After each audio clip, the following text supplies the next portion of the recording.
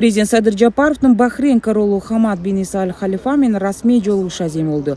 Азем Бахрейн Королунун сарайында өттү. Биргелешип сүрөткө түшкөндөн кийин эки мамлекеттин лидерлери саламдашып, андан соң эки мамлекеттин кийиминдери аткарылды.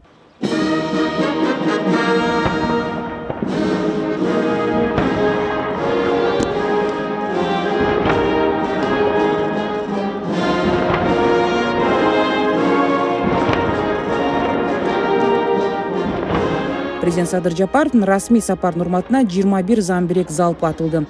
Мындан кийин мамлекет башчылары ардактуу Королу ротасынын командиринин рапортун кабыл алып, Аземдин расмий бөлүгү аяктаган соң президент менен Хамад бин Халифа делегация мүчөлөрүн тааныштырып, эки тараптуу жолугушуу үчүн сүйлөшүүлөр залына өтүштү.